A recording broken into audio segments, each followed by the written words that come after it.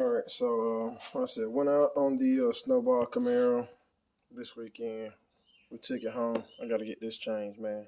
I got to get it my sticker, man. We got to change this to parachute smoke now. See if we can peel this here up and see if we can put this down here and get parachute smoke in here. Get that changed up. Um, like I said, pulled the chute on some people. Um, ran some okay numbers. Hurt motor. So thought it was just the left side of the motor from the head that I had repaired. I want to say it's a repair mess up that they missed. I want to say they missed something on the head next to the one that the piston hit, and it's a crack there. I had water mostly in that hole, but of course, from that, it's getting in all the cylinders, and of course, it's mixing in with my oil. It's putting pressure into my radiator. So it's like it almost kind of acts like a blow head gasket at times. Just depends on how warm the motor is. So I kind of think it might be in the head. So luckily I bought a backup head. So I'm gonna pull this head off, get everything swapped over to the other head, so I can keep racing. Um, Send this head off to tell them to please recheck it if I don't see anything myself. To tell them to check when I break the head down. The cam is messed up because it ate a lifter. Got to get on the phone with Lunati and ask him like, okay, like what are these lifters like rated for? You know, do I have too much spring pressure? You know, what's the issue? Is this just a fluke or what's going on here? So, got to get on the horn with that and figure out. Been thinking about going to something like I believe it's like a Iski or something, an actual full steel lifter. This one looked like it kind of looks like a galvanized kind of aluminum deal, but it snapped nevertheless. Still nevertheless, you know, it's not like it's a cheap lifter, but it broke. So those two are jammed up in there. So yeah, so I gotta get that. I gotta get that situated. Actually, about to drop the drive shaft right now. Had somebody burn me down the last pass, so pulling the transmission out. Also, gonna be running through it. Actually, still drove it on the trailer. I honestly didn't know anything else was wrong with the motor until I actually drained the oil to get ready to pull it, and I saw rollers, and I was like, "Oh shit, it's rollers in it. Like this is a lifter."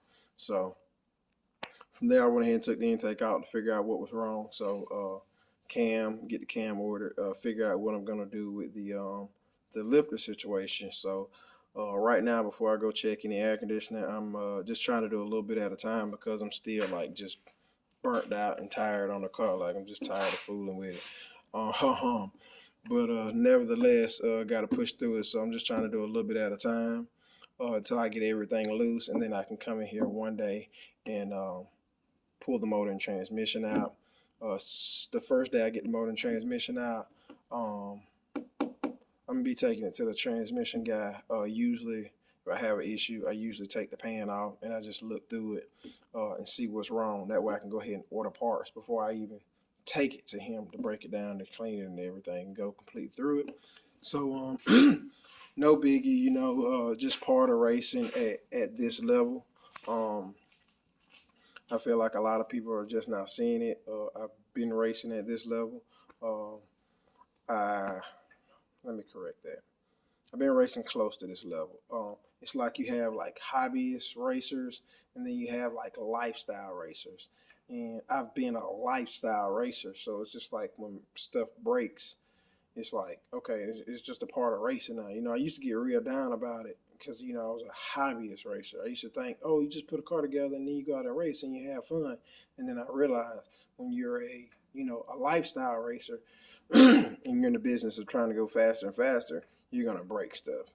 And it's a lot better now than it was because I found a lot of weak spots. So luckily, I have progressed through that. We have got rid of a lot of weak spots. You know, as I have going out testing it, breaking here, going out testing, breaking there, um, getting the tune dialed in, and it's like I see.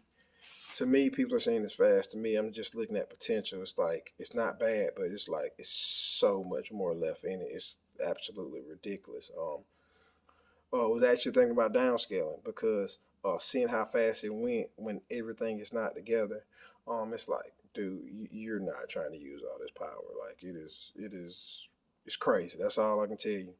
And all I can tell you is like coming from a small country town and in the culture that I'm in, or racing anywhere. Like when you come out and you're younger than everybody, like they just don't expect you to be faster than everybody. It's just they don't.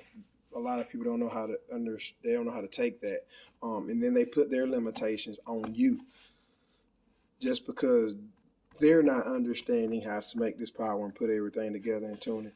They make the assumption that you shouldn't be able to do it, so you just end up getting slept on a lot, you know. But it's just part of it. So you just got to really go out there and prove it. Um, like I said, the other car wasn't, it wasn't slow. I'm not saying it was flying, but it wasn't slow. It was just when I was beating people, you know.